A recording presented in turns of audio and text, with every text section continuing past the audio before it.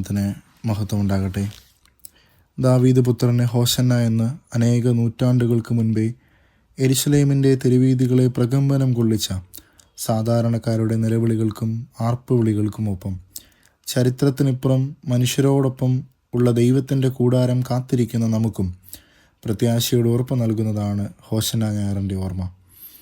ജനമാർത്തു വിളിക്കുന്നതിനായി അവർക്ക് ലഭിച്ച പ്രത്യാശയും പത്മോസ് ദ്വീപിൽ യോഹന്നാൻ ഉണ്ടായ വെളിപാടിലൂടെ അവന് ലഭിച്ച ഉറപ്പും കണ്ണുനീരില്ലാത്ത ഒരു കാലത്തിലേക്ക് തന്നെയാണ് വിരൽ ചൂണ്ടുന്നത്. വെളിപാട് പുസ്തകം 21 അധ്യായം 4 വാക്യത്തിൽ നിന്നാണല്ലോ നാം ധ്യാനിക്കുന്നത്. ഹൃദയഭാരവുമായി കഴിയുന്ന ഒരു സൃഷ്ടി സമൂഹത്തോട് ഇതിലും നല്ല ഭാഷയിൽ പ്രതീക്ഷയുടെ ഉറപ്പിനെ നൽകുവാൻ സാധിക്കുകയില്ല. ദൈവസന്നിധിയിൽ നിന്ന് പുറപ്പെട്ടു വരുന്ന പുതിയ യെരുശലേമിൻ്റെ അനുഭവത്തെ മനുഷ്യനായി ഭൂമിയിൽ അവതരിച്ച യേശുക്രിസ്തുവിൻ്റെ ജീവിതത്തോട് തന്നെ നാം കൂട്ടി വായിക്കണം. മരണനിഴലിൽ കഴിയുന്നവരോടെല്ലാമായി സ്വർഗത്തിലെ ശബ്ദം പറയുന്നത് അവരിൽ ഒരാളായി ഇനി മുതലുള്ള ദൈവ സാന്നിധ്യത്തെക്കുറിച്ചാണ്. ഈ തിരിച്ചറിവാണ് ജനത്തെ ആ വീഥികളിൽ തങ്ങളുടെ വസ്ത്രങ്ങളെ വിരിച്ചുകൊണ്ട് സകല ആശ്രയങ്ങളെയും സമർപ്പിക്കുവാനും കൈകളിൽ ഒലിവിൻ ചില്ലകളും കുരുത്തോലകളും ഉയർത്തി അവൻ്റെ പാതയ്ക്ക് തണൽ നൽകുവാനും സജ്ജരാക്കുന്നത്. അങ്ങനെ ദൈവത്തിൻ്റെ ഉറപ്പിനെ അവർ അംഗീകരിക്കുന്നതിൻ്റെ അടയാളമായി ഹോശന്ന പാടിയ ആ പകൽ മാറുകയാണ്. അവന് ജനമായി ഇരിക്കുവാൻ അവരെ തന്നെ സമർപ്പിച്ച ദിനം.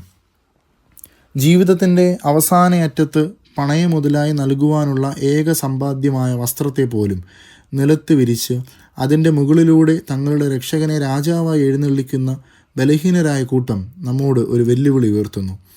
ഈ ദൈവസാന്നിധ്യത്തെ നാം അംഗീകരിച്ച് അവൻ്റെ ജനമായി ജീവിക്കുവാൻ നമുക്ക് സാധിക്കുന്നുണ്ടോ? സാധിക്കുന്നുവെങ്കിൽ ദുഃഖവും മുറവിളിയും കഷ്ടതയും ഇല്ലാത്തൊരു രാജ്യത്തിൽ നമുക്കായി ഒരുക്കപ്പെട്ടിരുന്ന നിത്യമായ ഭവനത്തിലേക്ക് നാമും ചേർക്കപ്പെടും.